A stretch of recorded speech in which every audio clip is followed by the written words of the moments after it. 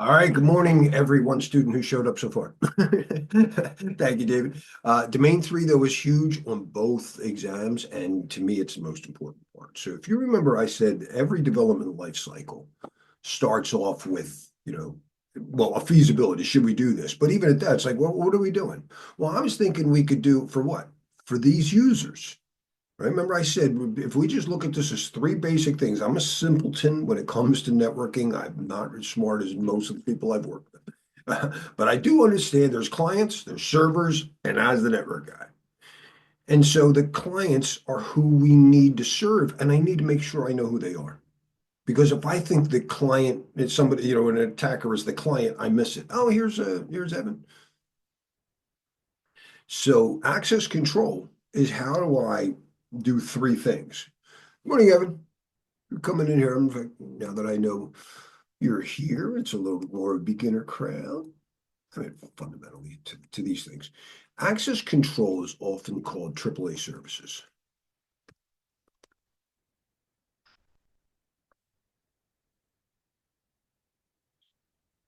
That's what we called it when I was a boy. So, I was actually I partnered up with a service with Ben Malisa, who does the one at BAPS. He's a great guy, and I was he's almost as old as I am. So when he said something about I call it AAA, I was like, so glad to hear you say that. And that AAA is authenticate.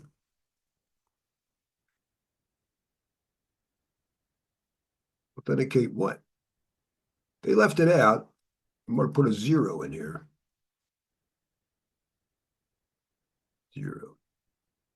Identify. Identify. Then you authenticate. Well, maybe. This is why the ISC2 might not beat it up. My ATM card has my name on it. It both identifies me and authenticates me to the ATM. I don't have to say Larry first, where when I put on my username, I put in username, identify, password, whatever, thumb drive token to authenticate. So it might be two steps, but it might be one. When you go, but Larry, wait a minute, you also have to put in your PIN. That's just a second form of authentication. The card identifies and authenticates, but I need a second factor to prove that because someone could steal the card and claim the identity. When you identify, I want you to get used to a word. It's called a claim. I claim. Authenticate is to validate the claim.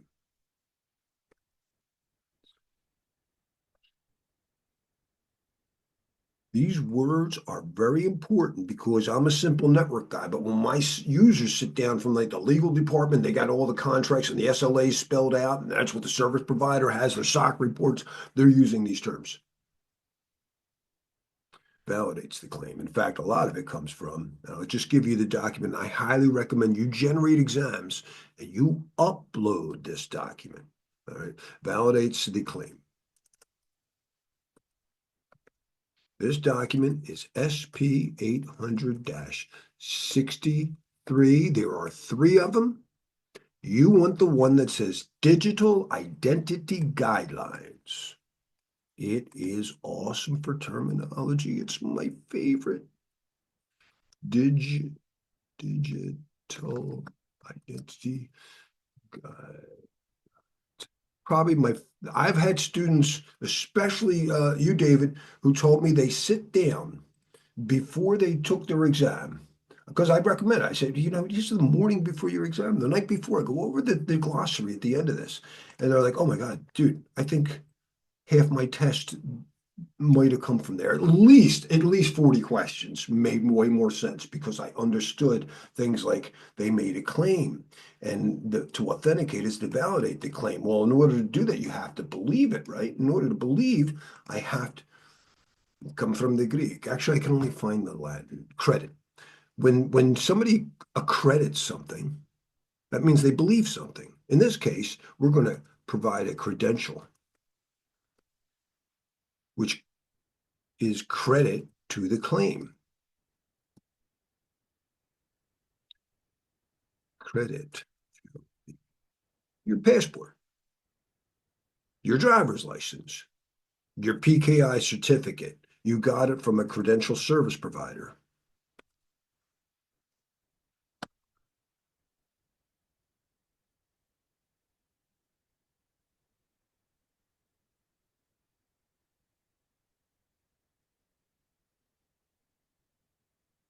They're typically certificate authorities today. That's what a CA does.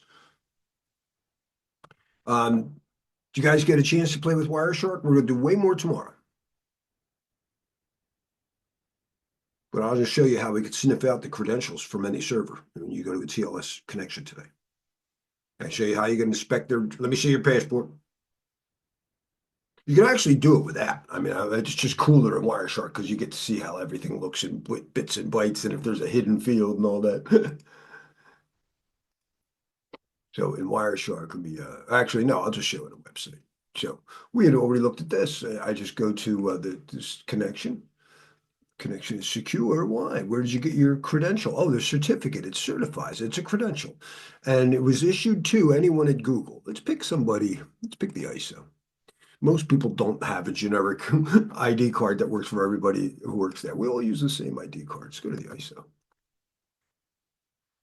See their credentials. They're the ones who make it up. I think they should have it right. Connection is secure. Certificate is valid. All right. So this, they claimed to be ISO.org, dub, not just.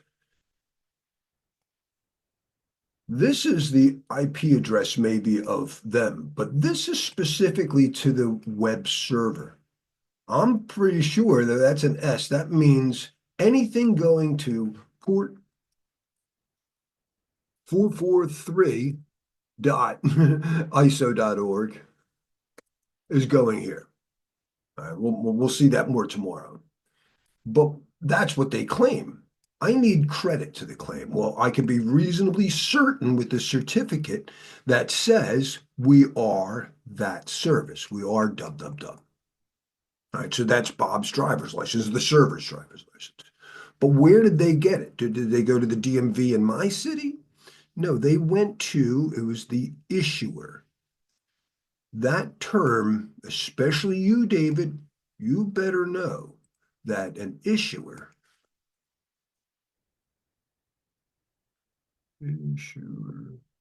is equals certificate authority.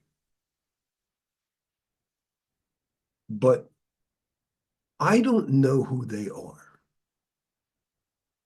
I'm not sure. Where did they get their ID? If I go to the details, I can see that thought that EV server is a certificate authority that got their certificate issued by DigiCert, which is a root. So now we can see how the trust model on the internet works. This is how identity works, at least for servers. We didn't get out S-MIME real well. We went over that yesterday. So that's why it's really hard to identify and authenticate emails. But at least the servers and all APIs should have this. All, remember, we're the network that has people trying to get to services. They want to go to the store. They want to go to the restaurant, whatever. They want to go to the app. And all the apps should have identity cards. Does that make sense so far? Yeah. Did you know that they don't? And that's the big problem. That's the big problem. So before we go on too much further, I would just want to share with you the real world scenario. And I just asked, actually, I have the 3.0 model. I can't upload files with this. So let's see if I can get it to do something. Let me see something. I started the conversation.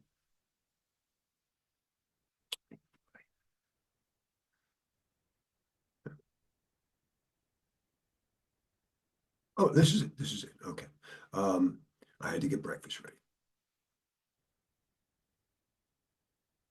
Good morning, Your Grace. I'm now with my students talking about identity and access management, and specifically the issues with PKI and how even if it worked, most conversations you and I just said for Zoom, for me to talk and have my students hear it come to their ear, there were two people, at least me and one of my students, but there were at least a dozen or more API conversations. Was that right? Yes, that's correct. In any communication setup, especially with platforms like Zoom, there are numerous APIs involved. These APIs facilitate various functions like audio transmission, video streaming, and user authentication, among others. So, while it's just you and your students talking, there are multiple layers of technology and APIs ensuring the communication runs smoothly. Or in the context of identity and access management, we're going to leave alone that the users trying to get to their applications don't have PKI certificates. We're wrestling with that now. I'll talk about that later. Big fan of self-sovereign identity and FIDO hardware and enclaves for private keys, but we'll get to that later. I want to say that where I go to any server, www.iso.org or zoom.com or whatever, that server has to have a PKI X.509 certificate signed by a root CA for me to trust that site. Is that not a law? Or actually, no, it's going to be signed by probably an intermediate, but in the hierarchy, there's a root signing the intermediate. Does that make, am I making sense now? Yes, you're making perfect sense. For a server like www.iso.org or zoom.com to be trusted, it must have a valid X509 certificate. This certificate is usually issued by a trusted root certificate authority CA or through an intermediate CA in a chain of trust. The server certificate signed by an intermediate CA is ultimately trusted because the intermediate CA certificate is signed by the root CA. This hierarchy ensures that the server's identity can be verified and trusted. Okay, now when it comes to the APIs, though, I would like them to have certificates too, or at least some all-day pass that's been signed by a CA, if you know what I mean, like some Java token that has some X.509 validated proof of who they are through OpenID. But what really is the percentage that you would guess of APIs that are properly authenticated through OpenID and using OAuth versus some lame pre-shared key or worse?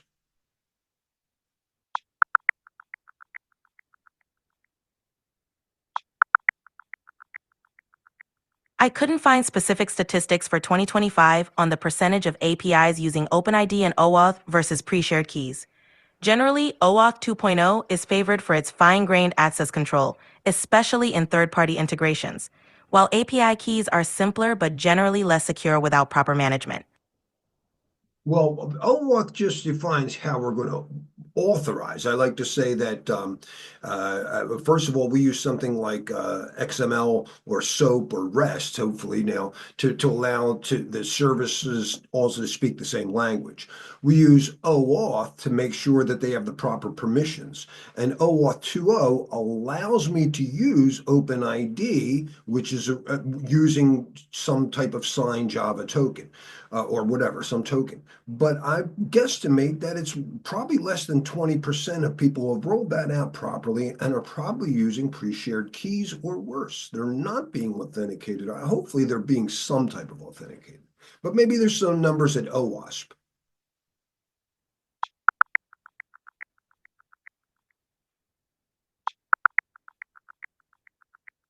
I couldn't find specific statistics for 2025 on the percentage of APIs using OAuth 2.0 with OpenID versus pre-shared keys. However, OAuth 2.0 is widely adopted for its robust security features, especially in scenarios requiring user authentication and authorization. Pre-shared keys, while simpler, are generally less secure and more suitable for internal or less sensitive applications. Your estimate of less than 20% sounds quite reasonable. That's all I need to say about it. So back to my overall perspective, as we're moving into identity and access management, access control, the purpose of this domain, we have to understand it's not just people, it's users and entities. And like when we do our IDS and SIM and eventually SOAR, we're going to be looking at User and entity behavior analytics, right? That's a crucial perspective. Understanding user and entity behavior analytics, UEBA, is key to effectively managing security across IDS, SIEM, and source systems. It helps in detecting anomalies and potential threats by analyzing patterns of behavior from both users and entities. This approach aligns perfectly with your focus on comprehensive access control. Your students will definitely benefit from understanding this broader perspective. Thank you, my love. Shall return later. All right, let's all right. So now I said that's just the first two parts. What about the other three A's? Yeah, okay. So authenticate, I mean the other two A's. And I kind of got in that discussion with it. We want to authenticate. How do I know it's really Bob? And well, you know what? The abbreviation that you can save keystrokes, and Lanny likes to save keystrokes, is called auth-n. You see auth-n, that's what that means. All right. Two is to figure out what they're allowed to do. What is Bob allowed to do? Just because he's Bob and I know it's Bob doesn't mean he's allowed to open up the refrigerator and just pull steaks out of there and go home. No, we have to authorize. Auth the. So if this is validate the claim, validate ID, this is set permissions. What are they allowed to do? And then just keep a record of what they did. And that's account. And they don't have an abbreviation for that. They don't account. And that's keep records, captain's log. Records of, you can't measure everything, dude. Metrics that matter. Don't capture meaningless stuff in your log, and it's not easy. But I know that, for instance, my brain, your brains, I learned this in sixth grade about memory. I thought this was amazing. It really, I don't know why it wasn't, people don't think about this when they're setting up their logging policies. You get a toothache, that's a lot of pain. Your brain's not going to remember that. You will never be able to go, oh, that time I had the toothache. Ah, you're not going to be able to remember that. You can't imagine or remember a toothache. And what's the point? Why would that matter to your body? All you need to know is that hurt. That's an indication you should be doing something about that pain. There are certain things we don't need to keep records of. TMI. People try to keep records of everything and then, oh, dude, stop. But a lot of it is based on law. Oh, I should go back to that. Often, in fact, just like business continuity policies, I said the only reason there's sprinklers in there is because they had to. That's often here too. Often dictated by law/regulations. So when you set up your logging policy, your accounting policies, sometimes called your logging policies, you are definitely going to be working with compliance management. Hey, do we need to keep this? Because I want to throw it out. Or the other way around. You might want to keep that. You're like, dude, you're not allowed to keep HIPAA data like that. You can't? No. Hey, are you saving the security number on the back of a credit card? Dude, you're not allowed to do that. That's a total violation of PCI. You can't do that. No. Oh, I didn't know that. A lot of people are breaking the laws. They have no idea that they do it. And that's not fair to punish them, is it? It's only the ones that after they had the penetration test and got the assessment and still did nothing about it. And instead of blaming management now, you're allowed to blame the CISO who's been trying to get money for it so wrong. All right, so that's what we're looking at here. And it's not just logically logging in. Because if they can walk into my data center and turn the power off, shame on me, right? I obviously, so we also have to have physical access controls. And there's a lot of concepts around it. We can be simple this week. but I really want you to understand something called crime prevention through environmental design. This is really what cops and military and stuff try to do, the real bright ones that I've gotten to work with. It's crime prevention through environmental design. There are two reasons people commit crimes.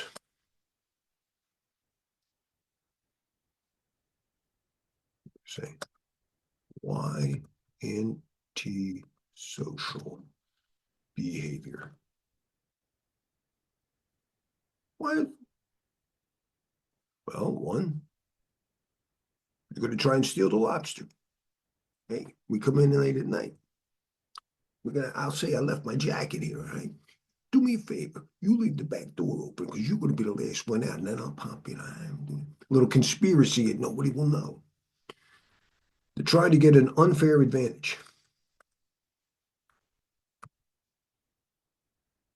But if you have cameras up in there, they're not going to do. Dude, they got cameras in the freaking kitchen now. Every kitchen I know, everybody who works at a restaurant, they got that's like the first place. It's not just there's usually 3 cameras in any restaurant. There's one in the kitchen where they store. There's one behind the cash register, and then there's a general one like toward the door. Yeah.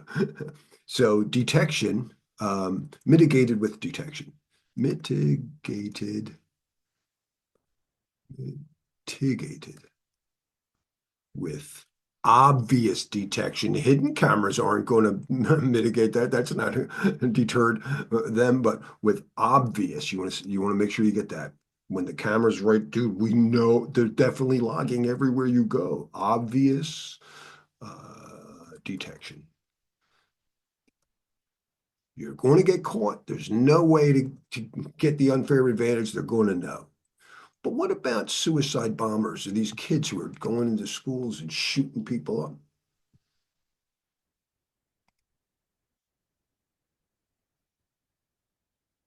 They're disgruntled. And the answer, mitigated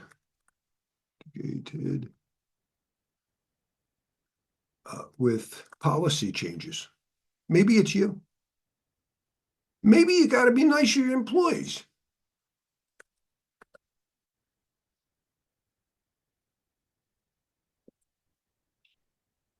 And it might be so. You never know. Security, this is Greenblatt. How can I help you today? That's usually what happens. Anyway. Mitigated with policy modifications.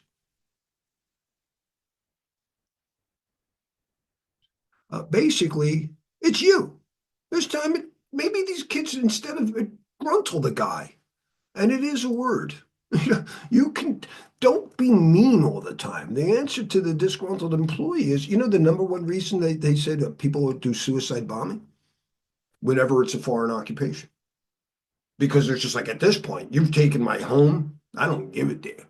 And then a lot of it before the Middle East, it was actually in India. It was the Tamil Tigers fighting the Northern Indians. And they were like, dude, I don't care what you say. You can't take over our homeland. We'll kill you. That was like, so gruntled.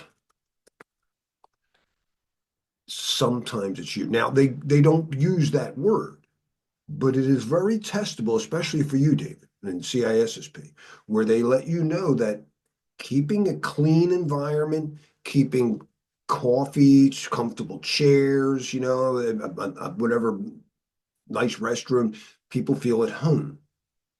Let me just give you one more thing on that. We'll look up SEPTED. I say that Bob is an employee who might be stealing, but Alice would never steal. But you know what Alice won't do? Report Bob for stealing if she hates the company. Crime prevention through environmental design. You want people to feel at home. It uses when I feel at home, I protect my territory. A bunch of stuff going on. I meant to pick the Wikipedia article.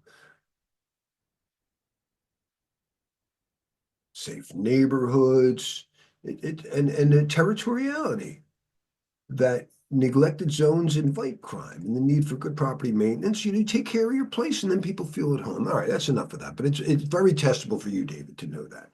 And they don't mention SEPTED. You're not looking for which one says SEPTED. It would be like, a company has just experienced a blah, blah, blah. There is something, how they can address the situation. Which of the following? And one of them says, set up a comfortable environment where employees feel at home. And like, oh my God, how was that? That's what they meant. We looked at these concepts a little bit yesterday. So principle of least privilege is when, if you're just saying this is whatever, top secret, secret, whatever, unclassified. If they only need a secret, don't give them top secret. But it's not always that simple. I mean, who needs right access to the application? Nobody. But sometimes you might find that the way the app was written, or the way it was distributed, rolled out, we forgot. So you have to make sure that you're following that principle.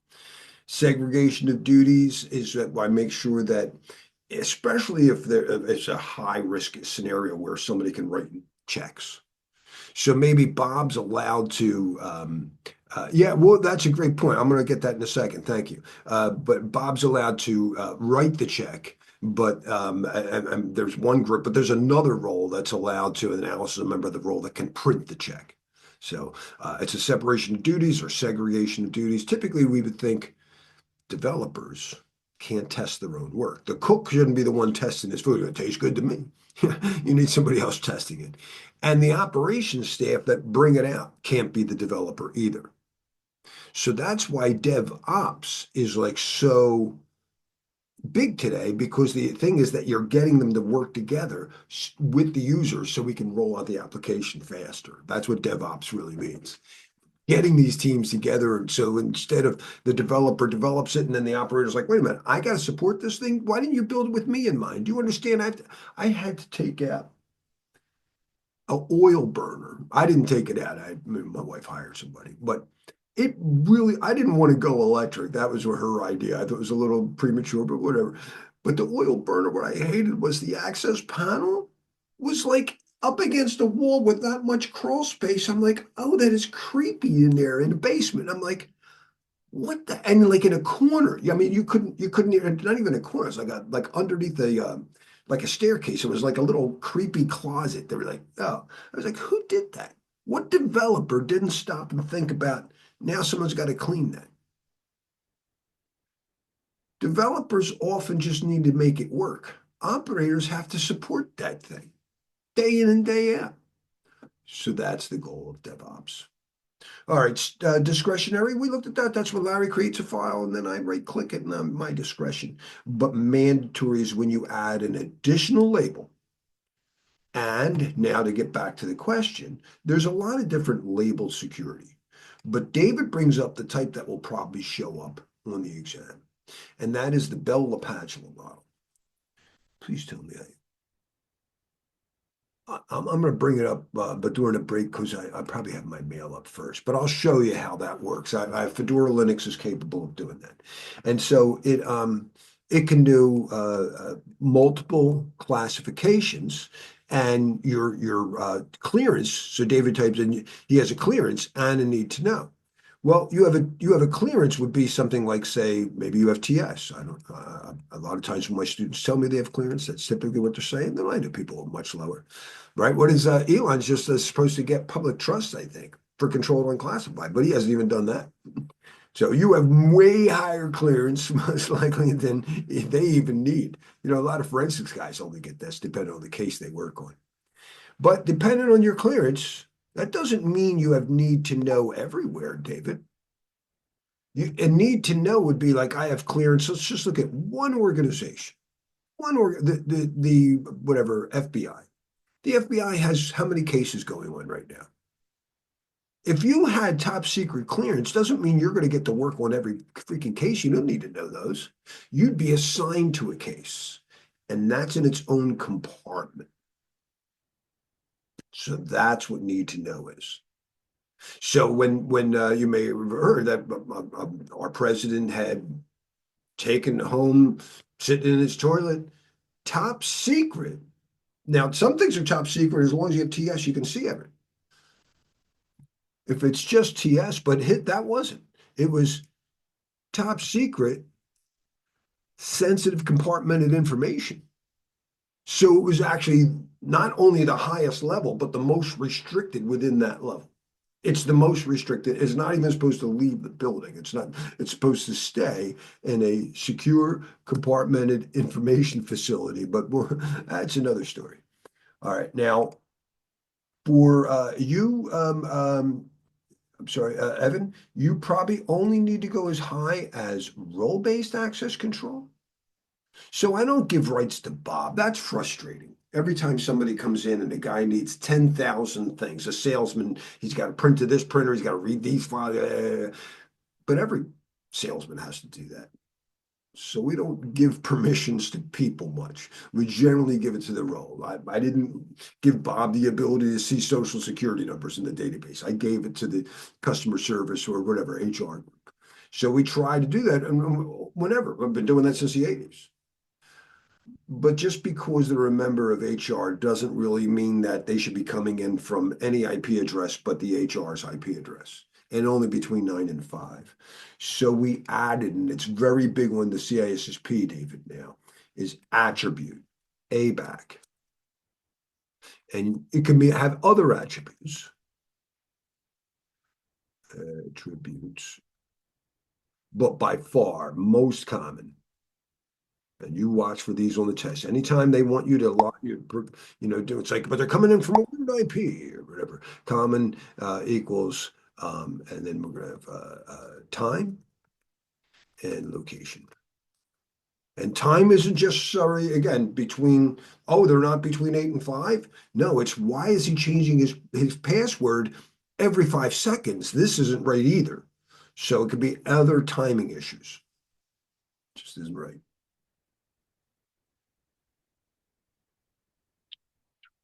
My time.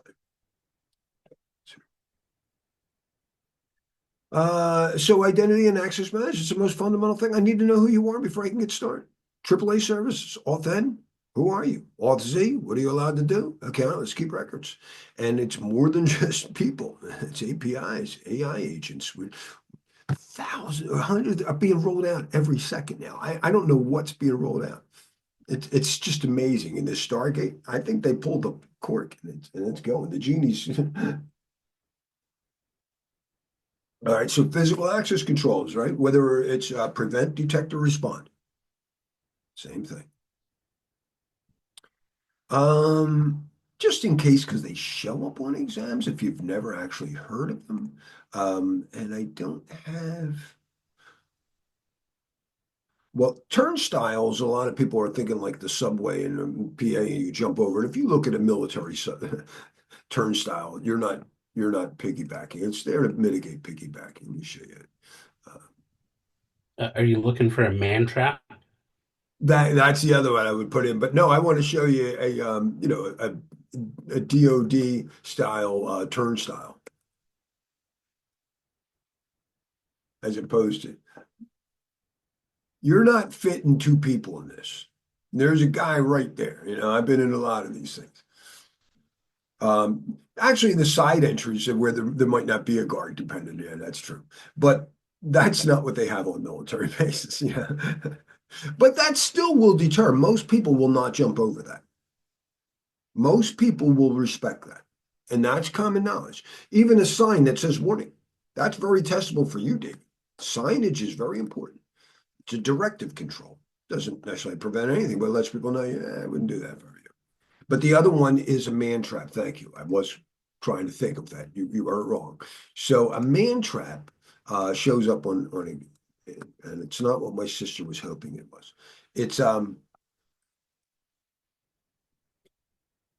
It's typically in a high risk scenario, but it's there to mitigate piggybacking. A very common problem is that somebody needs a badge or whatever to get in, but whether they held the door for their friend or somebody just followed them in, that's called piggybacking. They held the door for their friend or somebody followed them in, that's tailgating. Either way, this is to mitigate that problem.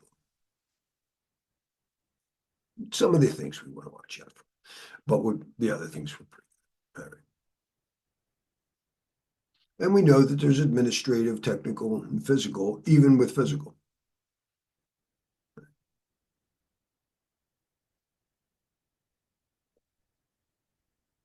I talked about the accept head. I love the concept. And the number one deterrent to crime is light because it's very detective. So you ever notice they're always outraged on the news when the guy didn't respect them? And that criminal, he did it in broad daylight. I think he would have had the decency. Wait for nightfall. Piggybacking, tailgating. There's my a man trap, right? Okay, I knew I had something in there. The data center security, it was really funny. I don't know where people are today, but and I don't remember being on the test, but it's really funny. I've worked with a lot of pen testers who told me how they physically just got into a data center.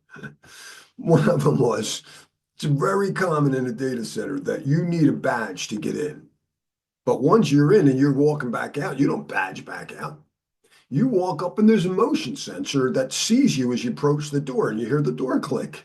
They have shoved pieces of paper, whatever, a hanger with, the yellow sticky on it. One guy did a balloon. So you do watch out for ingress authentication. That's when you use the badge to get in.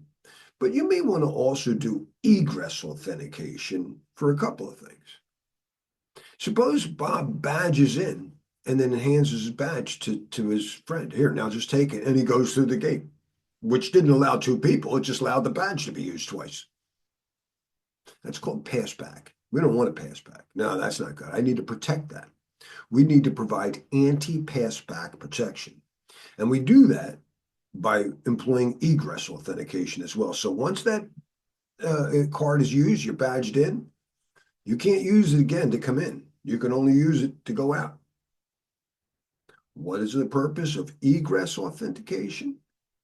To mitigate some passback problem. Now, what if there's a fire? It's a good point. In the United States, you cannot prevent people from emergency exits. Can't.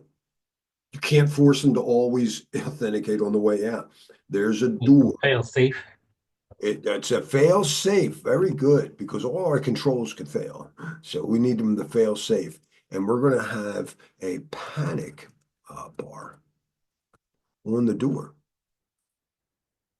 And the panic bar, there it is, we just saw it there, allows you to push it. But now that means I can't prevent people from just my employees from opening the door and letting their friends in. What do we know about accepting that I can't prevent a risk? What do we have to do when you can't prevent? What separates that from negligence? We have three control categories. Prevention is worth a pound of cure, but I can't prevent all fires. So what do I have in my building in case I have a fire?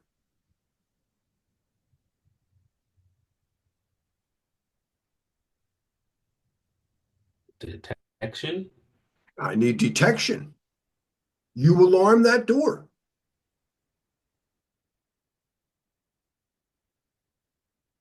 You don't let people just press that thing without, I know I can't keep you locked in, but I need to know because that's only supposed to be used in an emergency. If there was an emergency, why am I hearing that alarm ring? Got it? Whenever you can't prevent a risk, you look for ways to detect it and some way to respond. And the alarm that sounds is the first part of response, right? Because what good is a smoke detector if it doesn't sound an alarm? That's called an alerting mechanism. The most important thing about any detective control is that will alert. And whether it's sounding an alarm or sending me a SMS message or whatever. David, you might need to know more about rack level security. So when you get into these data centers, this might be whatever.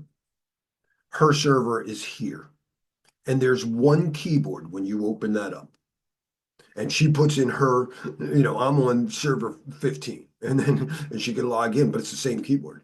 Did you log out of your server or whatever? So these are just, it's not really necessary for a CC exam. Again, you can't take your eyes off them. We have to determine what we're allowed to audit. What you can't put cameras in the restrooms.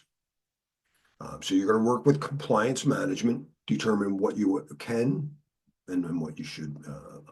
Right now, when we think we have an evacuation plan, we have to regularly do it. We've been through this in disaster recovery. Nothing new here. Emerging technologies, IoTs everywhere, and it's all got IPv6 addresses, and nobody knows how to manage that, right? Very few people. I don't like looking at it. I had to troubleshoot a problem for there's a church up the road here, and half Jew boy, but somehow I got in a conversation with this Mennonite minister, and I love the guy. He's like 70, he's really smart. So now I take care of him for nothing. And I went to take a look at his workstation. It was slow, and I turned on Wireshark, and it's all IPv6. And I was like, oh, we're going to turn that off. He got signed up with Comcast, and their default was IPv6, and that is the default. People don't realize that. I turned it back to IPv4 just so I could troubleshoot it because I don't want to look at those addresses. All right, we've been through AI and cloud-based. There's actually is a very cool thing that shows up now on both exams for cloud-based access control. You've got your on-prem stuff, it's hard enough to, but now you've got how many different cloud providers that you're going to for various servers. And somebody's got to make sure that this is, you got visibility. I can't sniff my own network, much less the cloud. So you're going to want to have, whether you outsource it or just get a tool inside, CASB,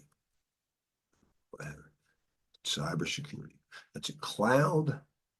Oh, let's see what Gartner says. Oh, that's in its scope. Later. It's a security tool that helps organizations protect their data by enforcing security policies between cloud service providers and their users. So this is very, very hot now. It says it right there. It's just a tool. Now, a lot of people outsource it to their provider, but whatever. It depends on the size and what you do. Depends on your risk assessment. Don't most cloud providers provide that now, or is that does that have to be written into like some kind of a agreement between the cloud provider and the client? Oh, everything has to be. You bring up an extremely testable point. Let me check my time here. Yeah. Let's do this and make sure. Whenever you work with a service provider, service providers will provide service level agreements. This is what we'll do. These are their contracts. That's the default service.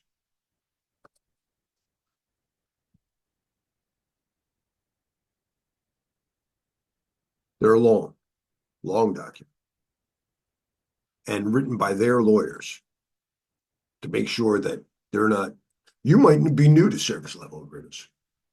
You got to read that. Make sure that, wait a minute, am I getting the service I thought I was signing up for?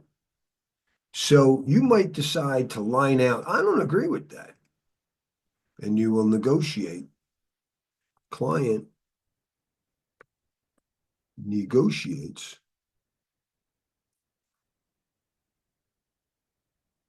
a contract.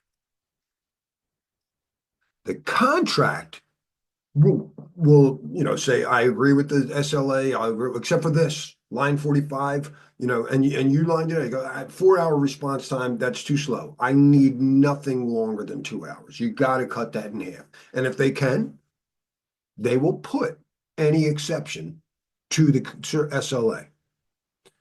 Please know the difference. The contract is usually a much shorter document.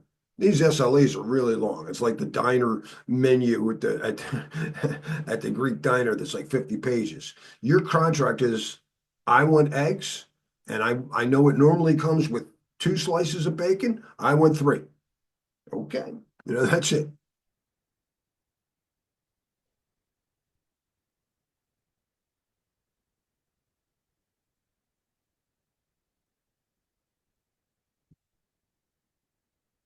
All right, let's take a break. Let me pause here.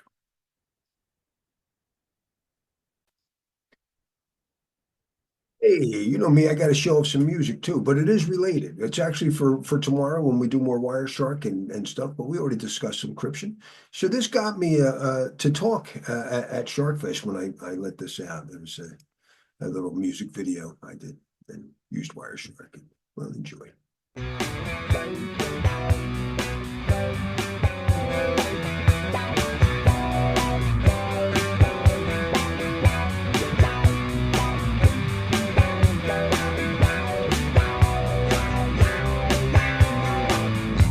Wanna share a little secret? 'Cause we must both agree that this is key. Never said I wasn't crazy. It's how it seems to me.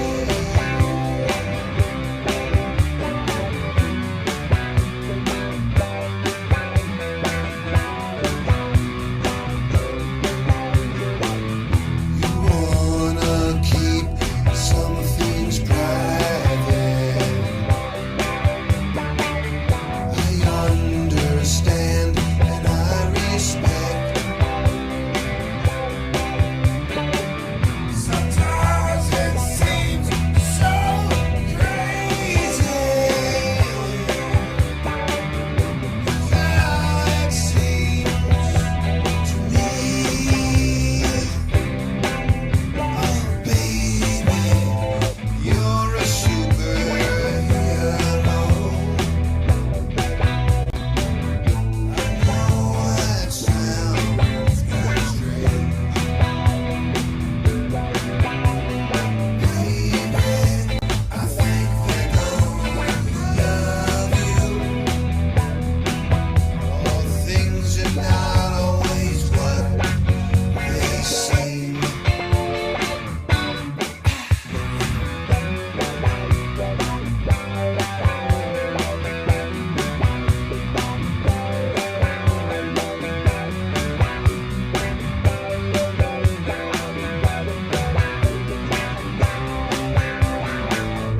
How do I know it's really you? And what you say is true.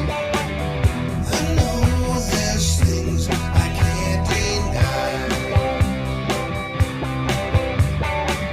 Sometimes the world just seems so crazy right now. That's how it seems to me. Oh, baby, you're a superhero. No, I might sound insane.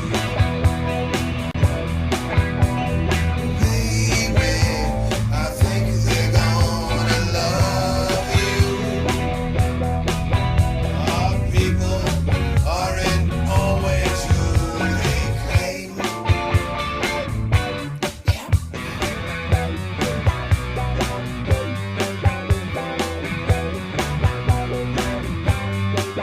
Seems crazy sometimes. A little crazy. I know I'm so crazy. So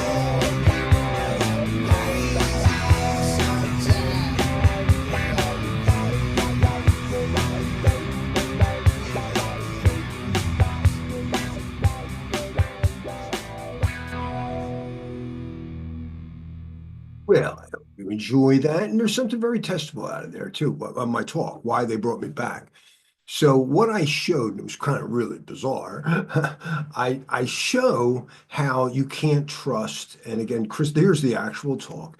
And I showed they brought me back because this was after I demonstrated how hashing algorithms work and the fact that we were still using MD5 at that time, which was been shown vulnerable to what's known as a collision. That means when they, for instance, create the integrity check, and I use the example of a Microsoft Service Pack, it might look like it's actually, it validated the signature. But because the algorithm was cracked, how do we know it's not poison? Follow me there, because this was too funny. This was 2013. I gave the original talk in 2012. And what month was it? Doesn't say. As I was saying it, as while I'm talking, the flame virus comes out.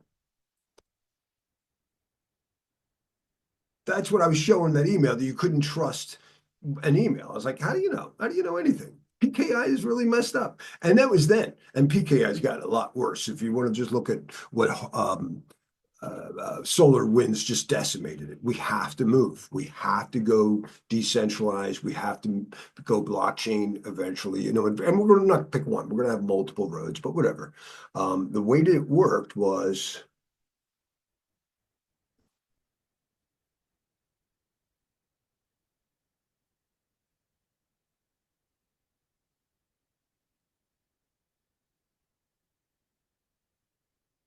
MD5 is yeah, here we go. We know not to do this. Nothing street legal on you can't be compliant to any law if you're still using MD5, the message digest 5. Remember the 3 types of encryption.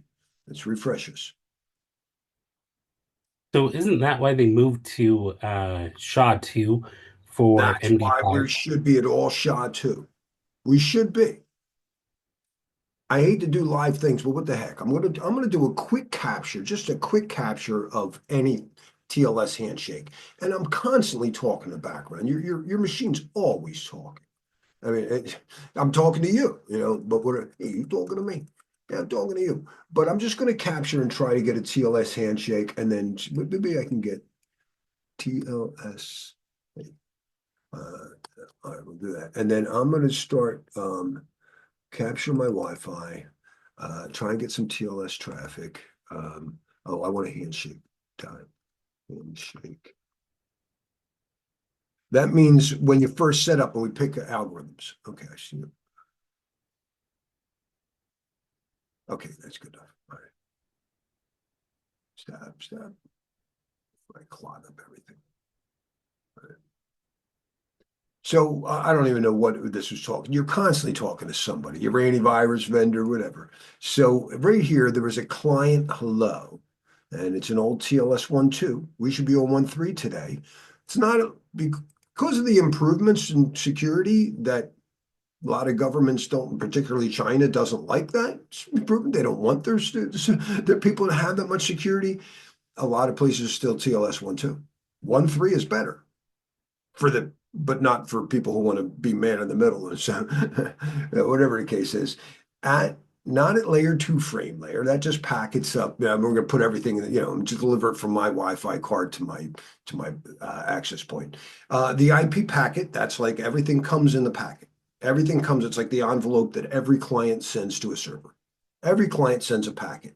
And the first thing is the IP address is written to this guy from that guy. And then the port numbers, we know 443, that's the web server. And then what's running in there is at the transport layer, before we start setting data, we're going to start to add security stuff. Because we had TCP, IP. We've had TCP for years. We only added security to that in the 90s for banking and then later on for anybody who wants to use encryption. So now the client's going to tell the server what encryption I support. I don't even know what this thing is. um, 20, Cipher Suites. So now this is a restaurant that has, you remember, we got to set up symmetric, asymmetric, and hashing agreements. We have to agree that we're going to use the same. And we know that symmetric encryption, always in blue, is what we use to encrypt the data. So data encryption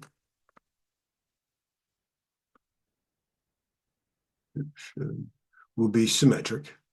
It's going to be some symmetric.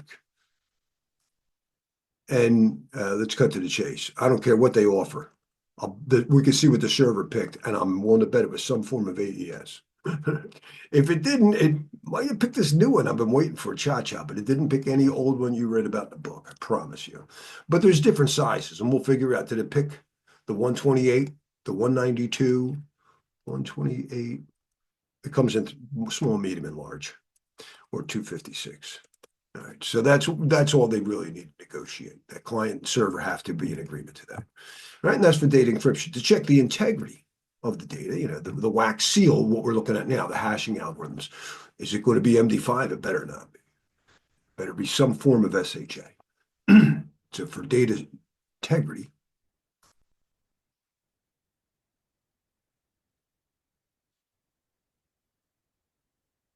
damaged in shipping, it's going to be either it's a hash, and it's going to be either it better be some form of SHA, and there's SHA1 is 160 bits, or I'll say SHA. But watch out, SHA1 is only 160 bits, and it's been cracked. Bad, bad today should not support it, but they probably will. It should be more likely SHA2, which comes in 224, never saw it supported, 256, 384, and 512. And then we got to pick our identity keys. How do I know it's really whatever server I'm going to talk to? They got to prove to me that it's them. And that's going to be an asymmetric algorithm. That's going to be green. But we know that asymmetric systems, asymmetric does two things. Asymmetric will do two things. One, it's going to encrypt the data encryption key encryption. Some people say agreement, exchange. You talk to a Diffie-Hellman guy, it's an agreement. We'll call it an exchange. So remind me, so asymmetric has one key to both encrypt and decrypt, right? No, that's symmetric. That's That's symmetric. safe, and that's very fast. Here's the thing. If you have four wheels on a bicycle lock, right?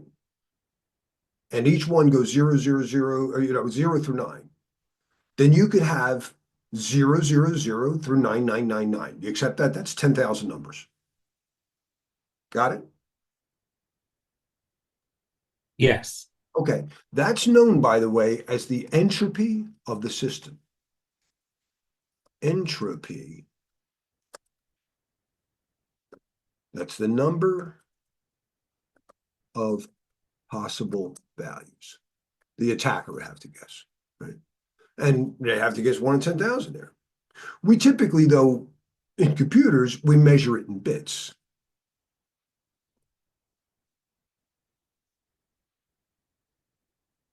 If I have 1 bit of entropy, it's either 0 or 1. If I have 2 bits, it could be 0, 0, 0, 1, 1, 0, or 1, 1. Follow me? Yes. If you have 8 bits, you have 256. There's 256 possible values. How many prime numbers are in there? Not many. All the early asymmetric systems wouldn't allow you to pick. That's how the asymmetric part worked. So the most basic way is it easier to multiply or to divide? It's a lot easier to multiply. Is it easier to solve for 1 variable or 2 variables? 1. So here's really the first asymmetric system. The very first key exchange protocol.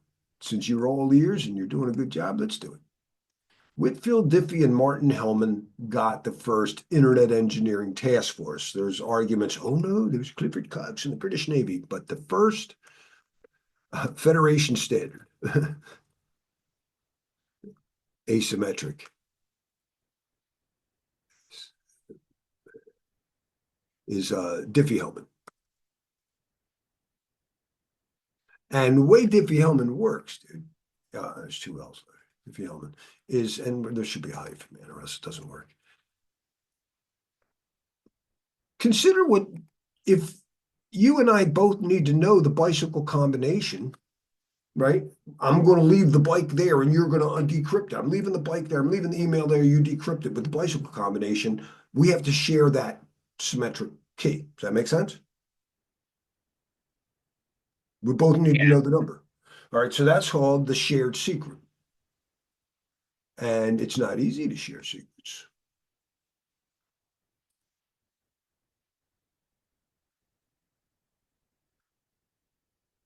So in the military, when they first started encrypting radio channels, you don't just talk on one frequency. You get a band of frequencies. If you look at your Wi-Fi, it's like 10 different channels or whatever, you know. So if you're looking at like the 802.11, it's channel 6 and channel 1, they overlap because they're so that's a band. And when you're sending your data down one band, I'm going to send the key down a different band, and it's called the out-of-band key exchange. That's what you look for. But you know what it really means today? Oh, yellow sticky.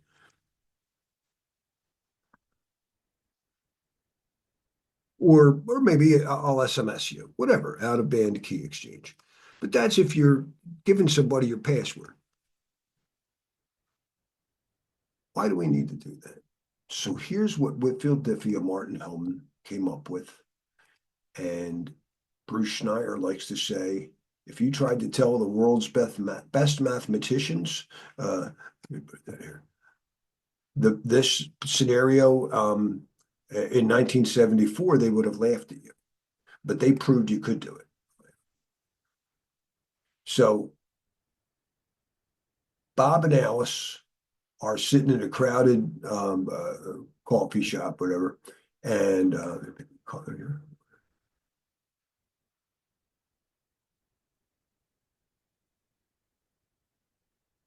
Bob and Alice are at the Starbucks, and they're going to share a secret, but not in a separate Starbucks. And they're assuming that Eve is the whole room is a bunch of Eves for all we know, and Eve is eavesdropping. She's trying to figure out, and they're trying to come up with a shared secret key, the symmetric data encryption key. And Whitfield Diffie and Martin Hellman figured out, check this out. If Bob has two numbers, a private and a public number, and in real life they have to be prime numbers, but that's going to make my example ugly. So let's not use primes, but understand that it has to be prime because there better be only one solution to the problem. Otherwise, there's more keys that might work. That's called key clustering. We don't want that. So a prime number is used to avoid that key clustering. He thinks to himself, and by the way, when something's considered black, that means it's encrypted. He thinks to himself, nobody knows his secret 7. But he yells out publicly red. That means it's unencrypted clear text. He yells out 5. And Alice yells out, whatever, 9. It's not a prime. Yeah, we know that. But she keeps to herself a private number, 3. And now the key will just be 59 raised to the power of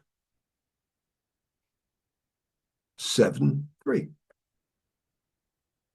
But Bob doesn't know this. Alice doesn't know this. They never yelled those out. So they're encrypted or guessable, whatever, 7, 9, 3. As far as anyone knows, it's XY. Bob knows X. So he has to solve for one variable. Alice knows what she has to solve the other. Eve has to solve for both. That's all. It's that easy. Bob and Alice can think of it in a fraction of a second. It takes Eve a million years later, but then she does get it. But it just, that's to make it computationally infeasible. And for that day, for that email, that becomes the encryption key for that session. Every time you go to a web server, you get a new one. Every time you go to your Wi-Fi access point, you better get a new one. WEP didn't know that. WEP gave you the same damn key. That was one of the stupidest things they did. And everybody knew the key, so everybody could sniff everybody else's traffic. But WPA knows it's going to be a different data encryption key every single time. So again, we have to get asymmetrically, let's recap this, and we're going to see it. I need an asymmetric data encryption key, or key encrypting key. We'll call it key agreement. Key encryption or whatever. I like to say that because that's better. And then two, though, I need to use it to authenticate the hash. When I go to the ISC2, they're going to, start encrypting data. I'm actually going to help them create the key encryption. I'm going to create a secret number encrypted with the public key that they give me. And then they can create, we can agree on a symmetric key. But then when they send me something, they're going to hash it with SHA or better, and they're going to encrypt it with their private key, and that's called signing. Right? So the data encryption, again, is done with is symmetric. And again, that's all just data encryption. For this session,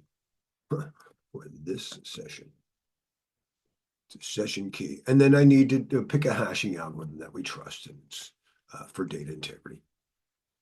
Hash. That's for data integrity. All right, now let's see what they got. So we went to, I just saw, I put in the thing, give me the handshake. When people first do a transport layer security, I know that's when they got to negotiate that. And the client says, oh, I can do, and they offer what they can do. Oh, this isn't even a browser. This might be Zoom, and it might be, oh my gosh, this is bad.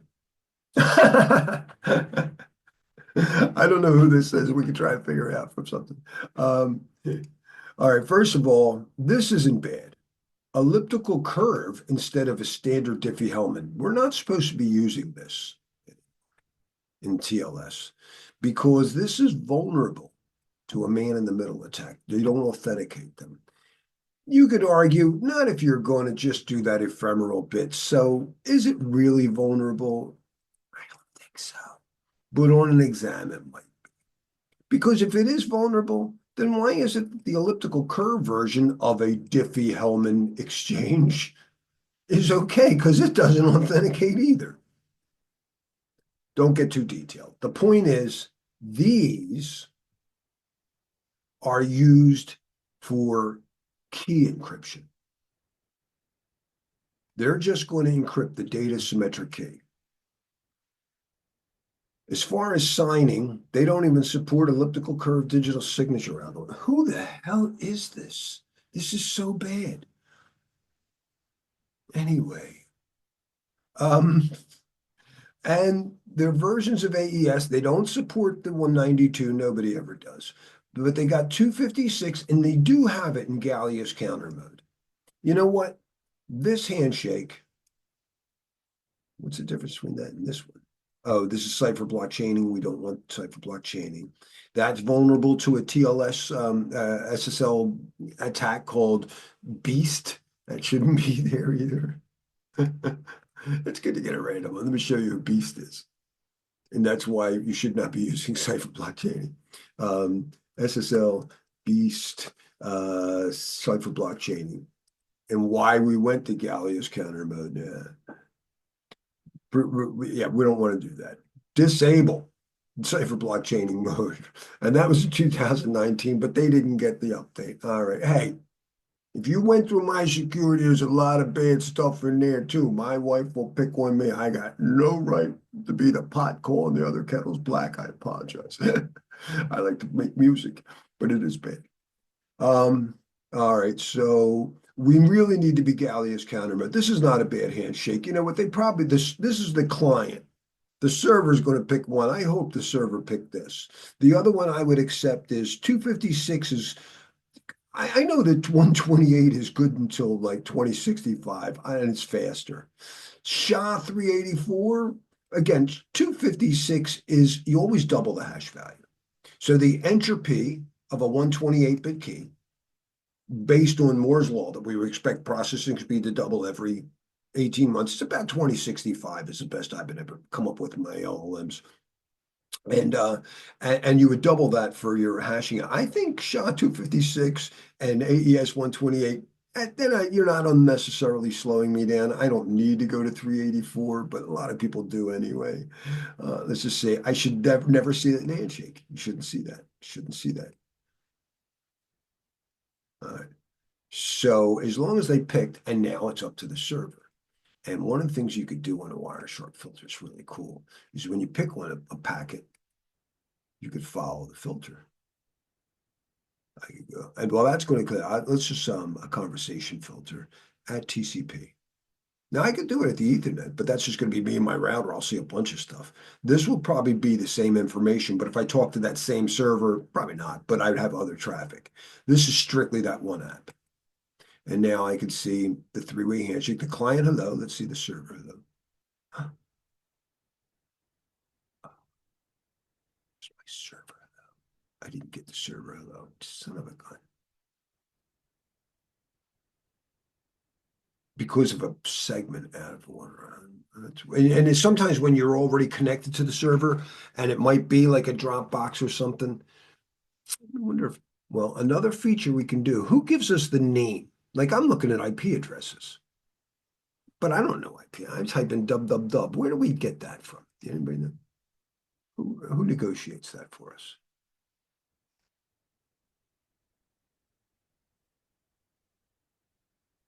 The domain name servers. And if I tell my Wireshark to, and I did, so it doesn't have a DNS entry. So it's probably just some. All right, so now we're going to get a little bit more forensics. Somebody owns 162.125 probably, so let's see if we can figure that out. And there is a database known as whois.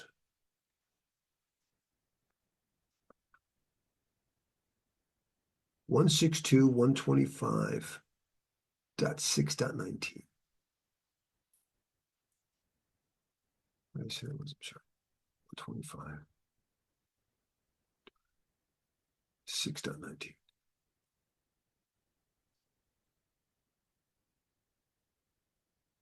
Dropbox. It doesn't surprise me. That's pretty funny. All right, so that's a terrible handshake. Let's see if we have another handshake here, just so you can see what these things look like. I saw a great one from Cisco. I mean, from Google in here.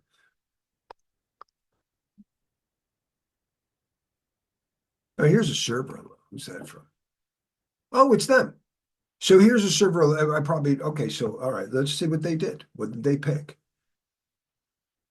So the server will say what to do. Not bad. Okay, even though they had a bunch of legacy crap in there, they did pick elliptical curve as a Diffie-Hellman key exchange. That will be the thing that negotiates the 128-bit key, and I'm fine at 128 bits. If you're waiting until 2065 to guess my credit card number, I'm fine.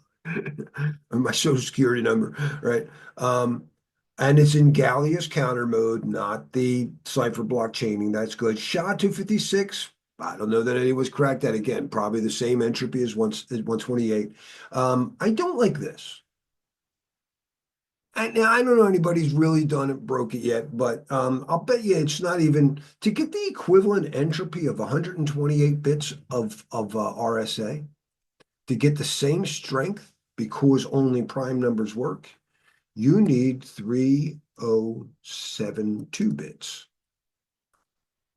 equals 128 bits of entropy because only prime numbers work. It's crazy. And most people don't do that. Half the certificate authorities are 1024. It's really bad out there, guys. But we're here to help, not to pick on people. We're here to help. That's our job. We can, all of us can make something. Let's see how big their certificate was. Now, you want to see something funny? We got the certificate with it. So now let's see. I said,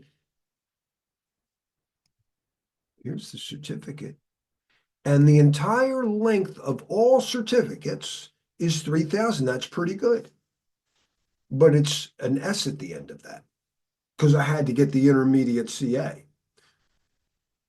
So it's definitely not 6,000. One of these guys might be 3072, but the other one, let's see how big they are. It's probably a 128 from the CA and a 250, I mean, a 280, 2048. So the one for Dropbox The issuer is who they got it from. That's their CA. DigiCert, SHA, right? And the subject, that's them. API, it's an API. Nice. At least their APIs are using certificates. That's good. We like that. Um, and the public key info, it's RSA.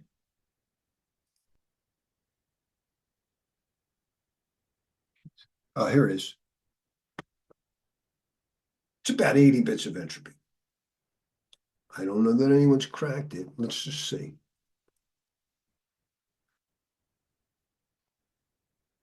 It's my chat for her. Then we'll move on.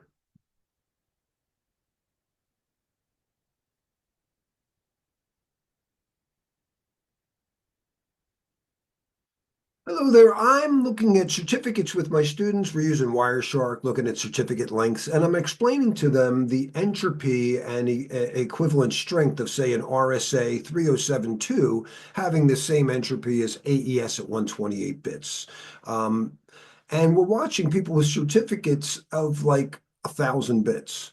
And I'm thinking that's about 80 bits of entropy. First, confirm my numbers. And two, is there any realistic attacks so far on 80 bits of entropy? I gotta think we're pretty close.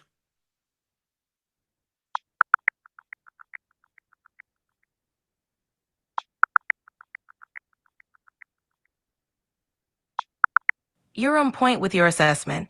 RSA 1024-bit encryption, which offers about 80 bits of security, is indeed considered vulnerable today. Various developments, like the Roca vulnerability, have demonstrated that such key lengths are susceptible to being compromised.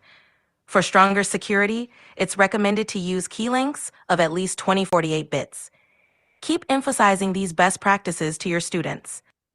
Well, we sniffed out, and I didn't even know who it was. It turns out to be a Dropbox API, and there's a couple things I thought were bad. In the client handshake, they support cipher block chaining. They don't support elliptical curve digit or signature algorithms. So even if it's, whatever, secure enough, and it's not, it's only 1024 bits.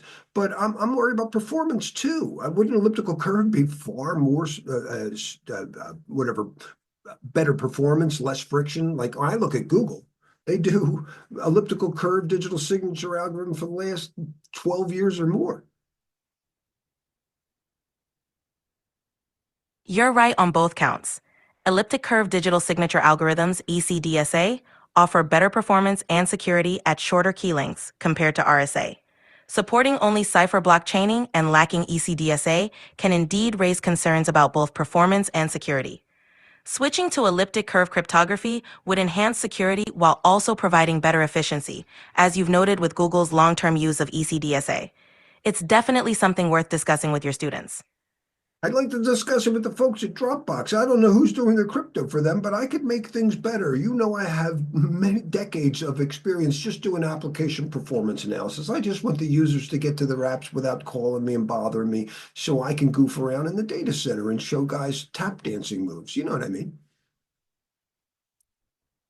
Absolutely. Your experience would be invaluable in optimizing their cryptographic implementations. Making things smoother for users so they can focus on their tasks is key. Plus, having the freedom to enjoy your time and share tap dancing moves sounds like a perfect balance. Thank you. Thank you. The other thing I want to point out, and I'm going to show them real quick now, it's not on the exam, but is quick. And I think enough people don't seem to understand. Even my blockchain guys, all these cutting edge people that think that I don't know what I'm talking about. Oh, you go to college. I'm trying to tell them, why are you doing stuff over TCP? Why are you not doing TLS over quick now over UDP? It's exponentially faster. And again, if YouTube works, then don't tell me that we've got issues of whatever compatibility.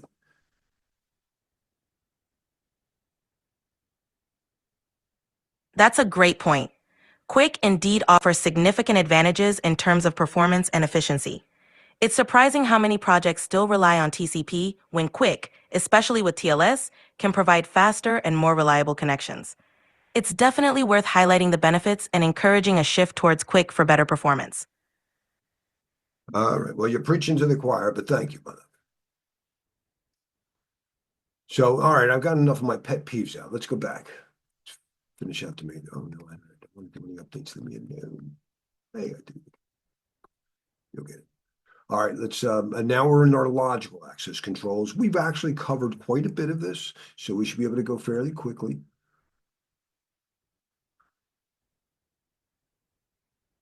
So we talked about DAC and MAC, nothing new here. We talked about the attributes and rules and all that stuff. Auth Z is to make sure once I know who you are, what are you allowed to do? And we can't just consider because there's a member of sales. We have to consider other attributes. Only people with brown eyes. But you can do whatever you want. We talked about the permissions.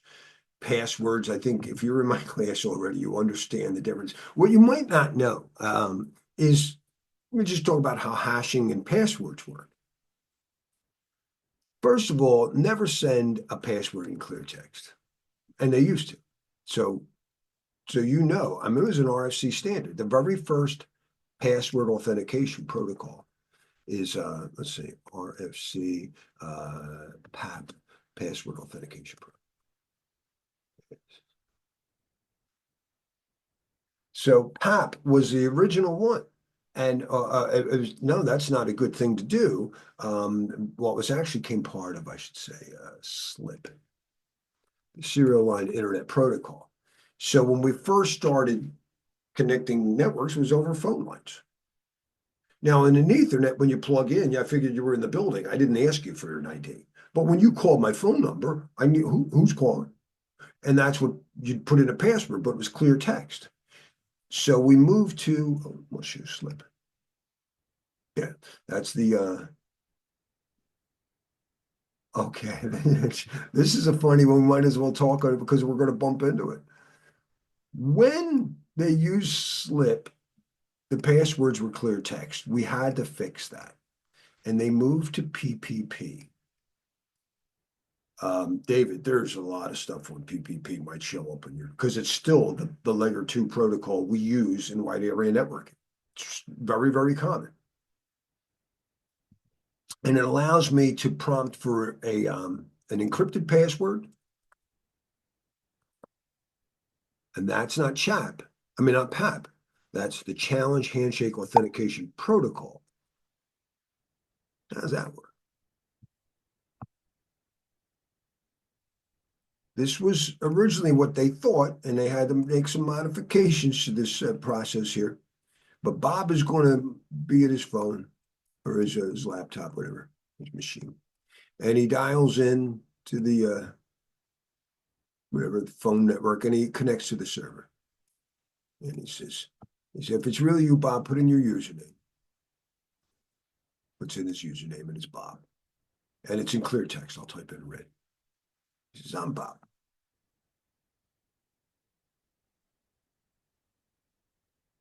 Should be red. And they go, okay, Bob, it's really you.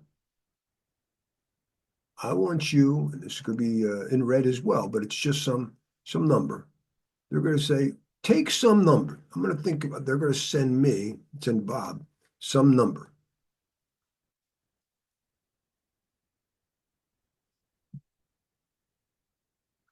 So again, Bob says, I'm Bob.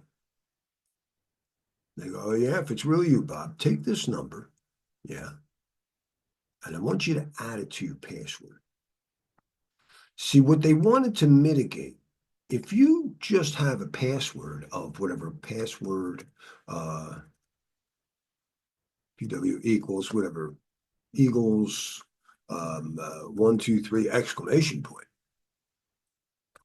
Maybe people have 50 character password. We don't want to send in clear text, so they hash them for 2 reasons. Or actually 3. One, it will always come out, no matter how long it is, a hash will always have a fixed value.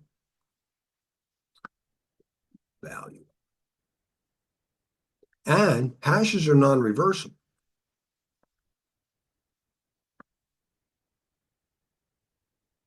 You can't reverse a bulk. I mean, I take a CD, that has 5 gigs on it, and I create a 160-bit SHA hash. You're not going to take that 160-bit hash and create the CD again.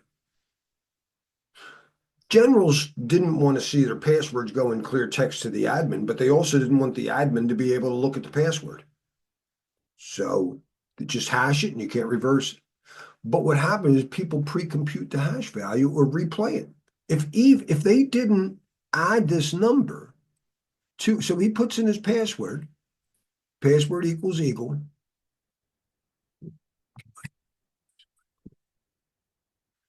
Password equals equal, but then hash it.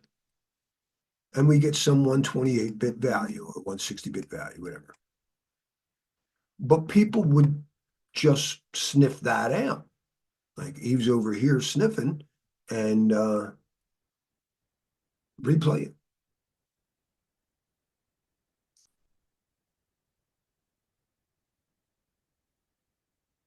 Since what she's replaying is a hash, you see somebody should. There we go. It replays the hash.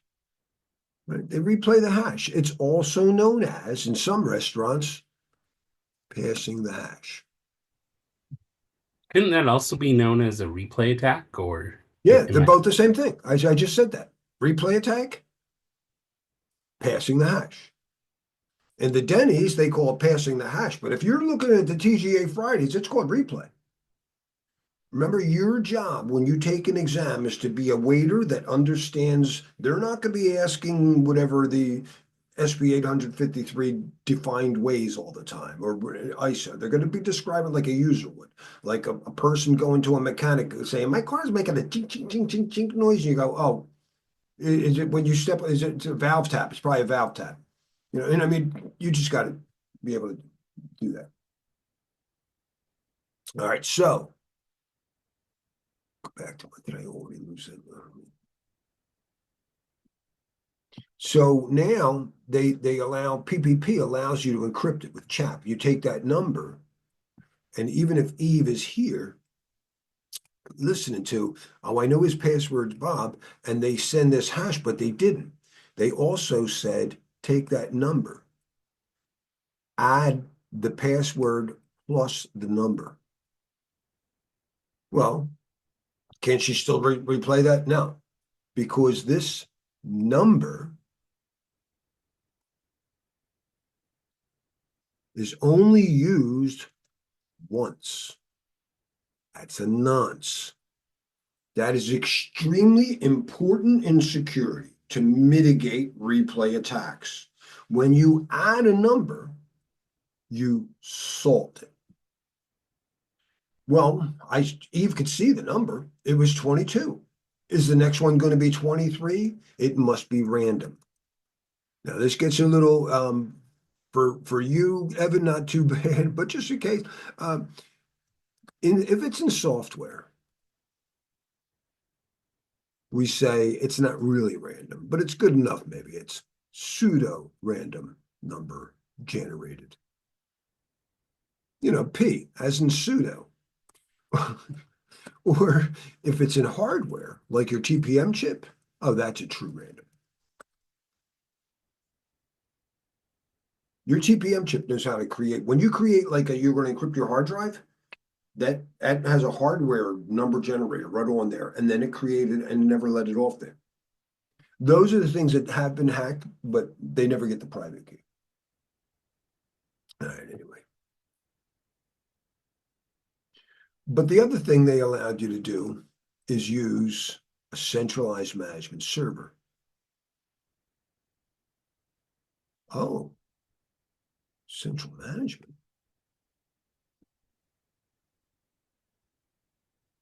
Central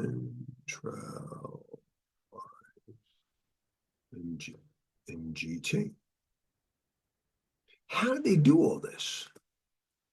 Yeah, see, PPP supports something called EAP. Yeah, first you had your PAP, your clear text. Don't do that. Then we went to the CHAP, see, they encrypt the password. But with the EAP, we can do all kinds of extensions. You could use certificates. You could use a passphrase. You could use a biometric. It extends it. And one of the things it extended was the ability to go to the centralized server. And they assumed you were always going to be remote, to be authenticated over a dial-in line. But that's not what it cared about. Radius only cares that you speak EAP. And when they rolled out, like I said, Ethernet, you're in the building, so how else did you get connected? But if you knew my phone number, I need to authenticate you. Wi-Fi, you could be across the street. So they had to, and they do it with Ethernet too, it's very important, allow us to use EAP, but not on a PPP line. EAP works with PPP, but I could make a special version of EAP that works on any LAN protocol, and that's EAP over LANs, also known as 802.1x. Evan, don't sweat that. David for CISSP, sweat that. You definitely want to know. Some people get, dude, are we going to talk about EAP? I got like 20 questions on it. Yes, there's a lot of variants of that. PEEP, LEAP, EAP TLS, EAP TTLS, EAP MD5. Yeah, there's a lot of stuff. We're not going to worry about it here too much. All right, let's move on. All right, so brute force, they try to guess the password, every possible value. Dictionary, just go to Google and download the most popular passwords and then try spraying at people. You'll log into like 50% of the machines out there. Hybrid, I wonder if he added an exclamation point at the end. Let me guess. He made the first letter of the first word capital. Okay, all right.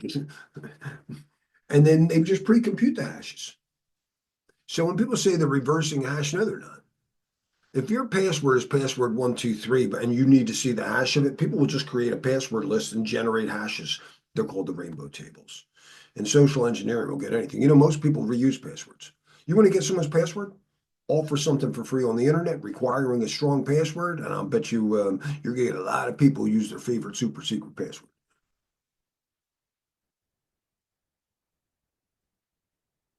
All right, our single sign-on allows us to remove the administrative burden of all those people calling saying, I forgot my password.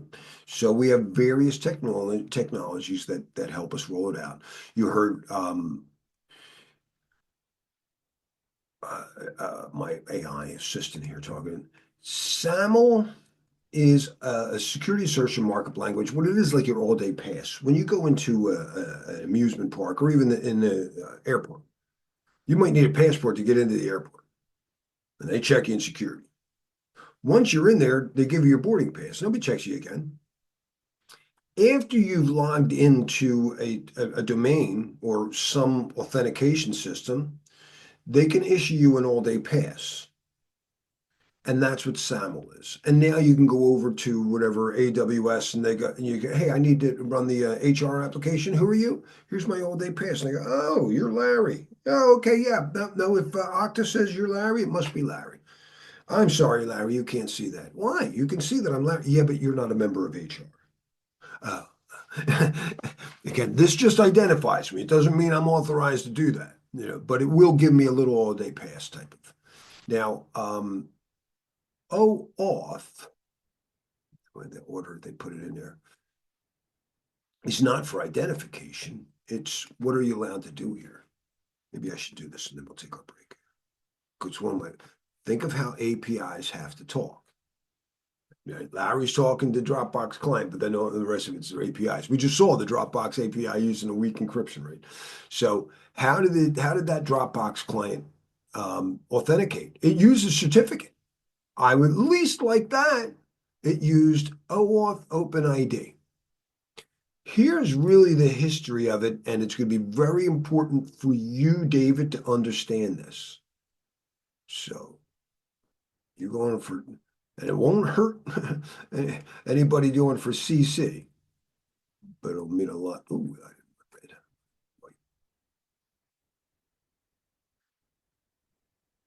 Remember our drawing of a computer? And I said, you just got this hardware, right?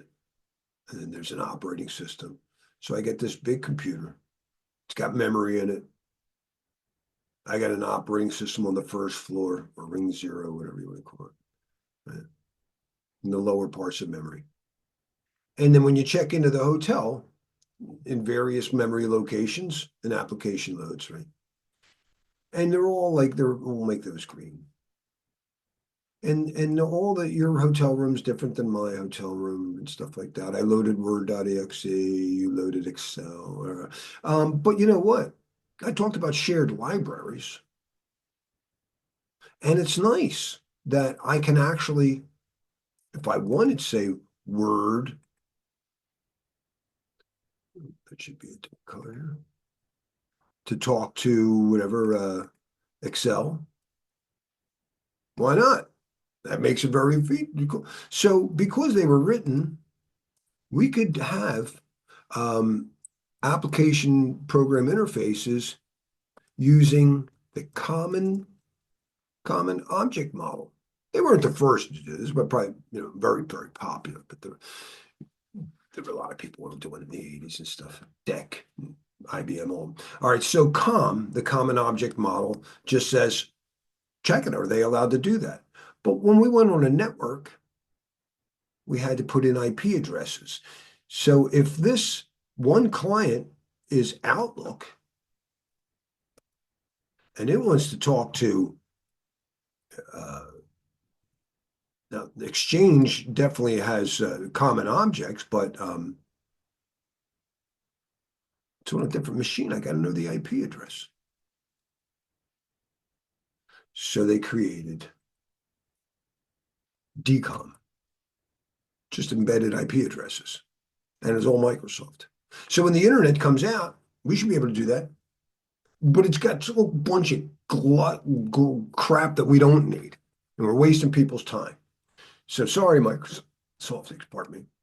This is not going to work on the internet. We need something that's internet standard. The internet, we think of HTTP, that's how you're getting websites, but it's based on a language called HTML, a hypertext markup language. It was supposed to be just to display text, but now we can extend it and lead to XML and let it do stuff like that DCOM. And so they created SOAP. SOAP allows the different applications to talk to each other on the internet. Dropbox could have been using that. And I don't know if they are or not, but the problem is people don't like to develop an XML. Can I use whatever, Python? Well, what's the client using? Python? Oh, well, why don't we open it up? So SOAP is XML only.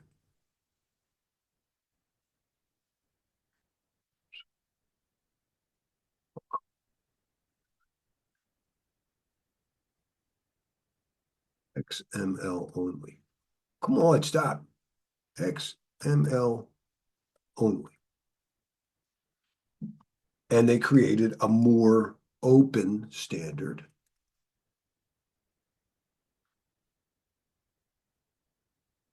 Is REST. REST, you could do XML, but you could do other stuff. So more people would like to do REST today. Right?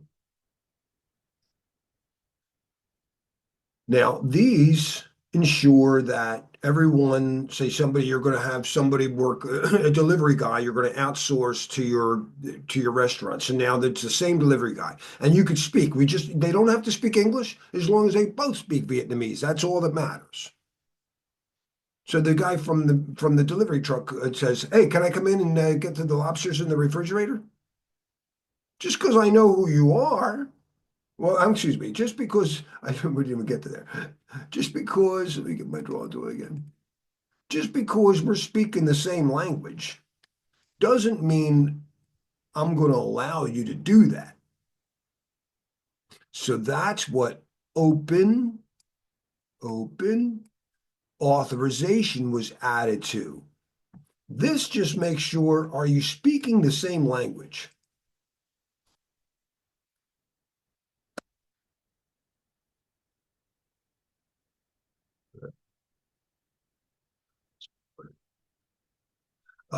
Language, isn't there another G in there? I don't know how to spell language. Language. You eat? Oh, leave me alone. Same language, whatever. And then this says, what are you allowed to do? Right? What can they do? And did anybody ask him who he was? That was missing. No one even stopped to think of that. Nobody asked who you were. And so developers would go, wait, we got to come up with something.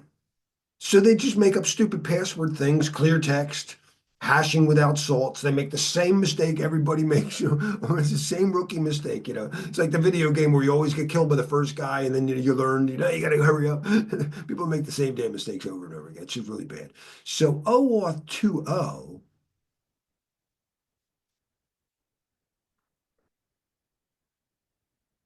now includes OpenID Connect.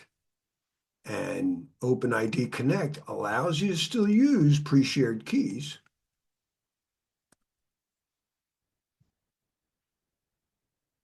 And if it's Dropbox client talking to Dropbox server over inside the same thing, that's fine. But they at least, I might not have liked their Cypher suites, but at least they used PKI certificates.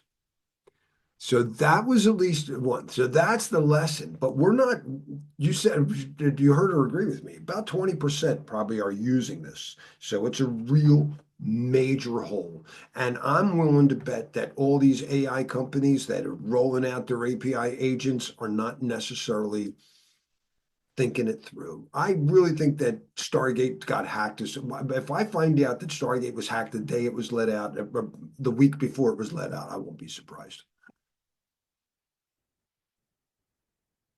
All right, time to get here. All right, let me pause you.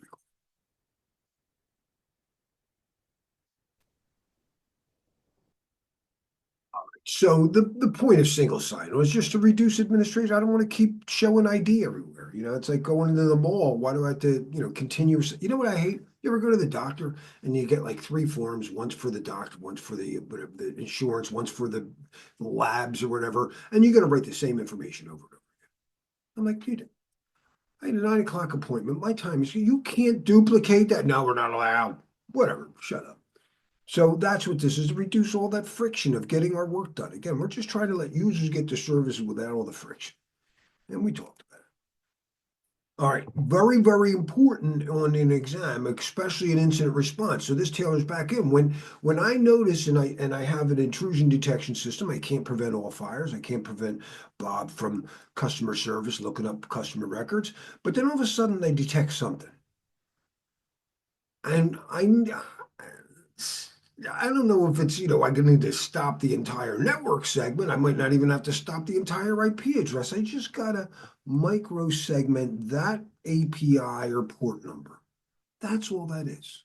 But they use it a lot. It's a cool buzzword to say, I'm just going to operate and do it, I'm not going to do a giant cut, whatever to deal with this. So yeah, just cut down what you need to. So that's the answer to a lot of your containment measures. Remember our incident response. We detect a problem. We confirm that the detection was right. A smoke detector might not really have seen a fire, but once I do, how bad is it?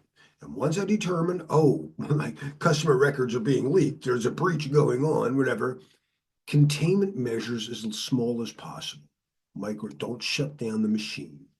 Just microsegment that troubled API if you can. All right, now EAP, and we talked about is for layer 2 access, and we'll know more about that on network, but that means I get access to the network and I can start sending stuff. Today, that's not popular. We don't really want that anymore. In zero trust, we don't consider you inside the network. So instead of giving you a layer 2 connection, now you can create frames, kind of like microsegmentation, we just allow the APIs. And that's really, go back to that slide here. That's really where these things come in. EAP is to get you, and we'll know more about it, but it's basically you're allowed in the building. Here it says, meet me at the window and I'll give you your French fries, and we'll make sure those French fries are authenticated. You're supposed to get French fries. Got it? All right. Monitoring, we have to, again, we got to keep a look at things. It look good, and I've got to have something, and that's what our SIM tools really do. They look at the thing, and we talked about IDS, and try to figure out, is this an attack? Is this normal? And emerging trends, the zero trust architecture, again, is not assuming there's ever an insider. There's no more insiders because more and more people are going perimeterless. All their IT infrastructure is in the cloud. All their users could be anywhere in the world. I don't even know what machines they're using, which is a trouble. I don't want to just trust Bob. Whenever possible, I'd like to trust the machine. Depending on your risk assessment, again, you have TPM chip on your machine. You can identify the machine, and that's how Microsoft in Azure is doing that type of management. All right, that's how they provide that Entra and identity and access management. Is they're doing it by identifying the machine with a certificate with PKI, and now we can say, Bob, you're allowed in, but not on your phone, only on the company blessed whatever laptop that has mobile device management. You ever hear of that, Evan? You ever hear of MDM, mobile device management? Yes. Okay, so you know some of the major features, right? And I can remotely, well, we want all the mobile devices to be encrypted, right? So if somebody steals it, we want to be able maybe even do a remote wipe, but it should be encrypted today. But we can also lock down when they try to do installation of third-party software that we might not trust, right? Yeah. It's not unlike how iPhone maintains what's allowed in the iStore, but even more granular. All right. Nice. I didn't want to rush you at lunch. I didn't think I had too much left over. But again, it's not a big domain, but it's extremely important and probably where most of our problems happen. Let's take a look at, not from just users, look at the OWASP project and get you to understand where I'm coming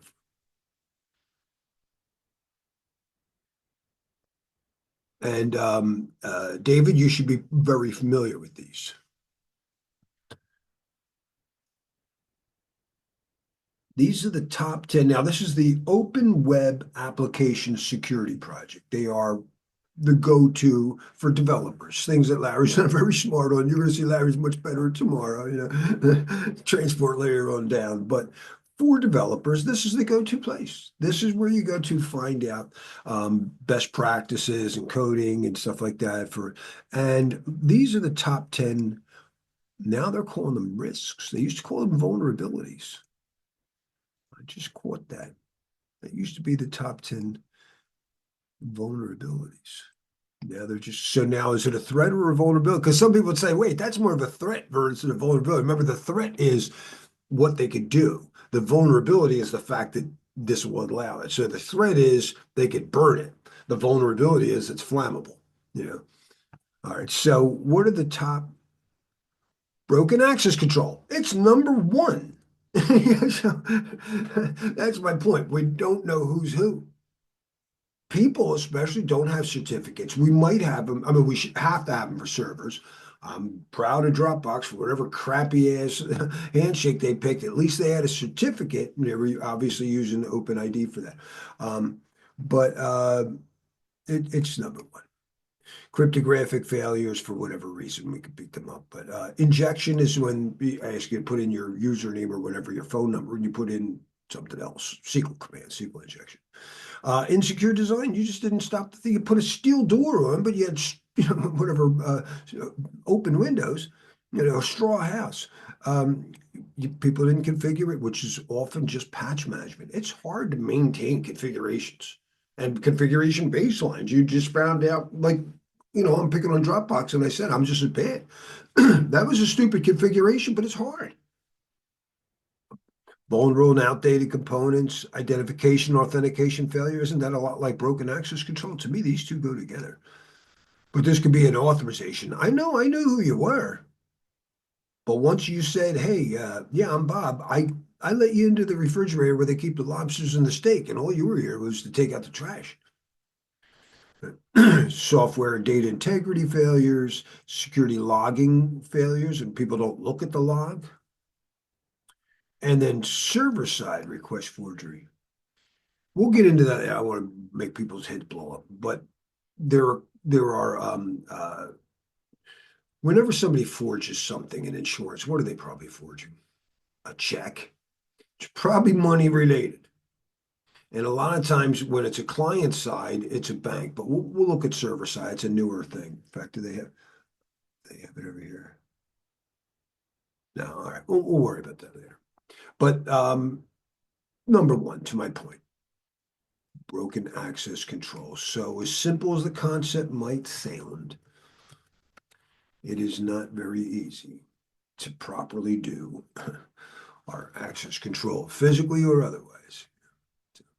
Just like when I told you guys when I'm doing some work at, hypothetically, I didn't record this scenario, but hypothetically a secure site, and they had probably insecure wireless, not realizing that people outside this secure place could still. Anyway, all right. Any questions or anything?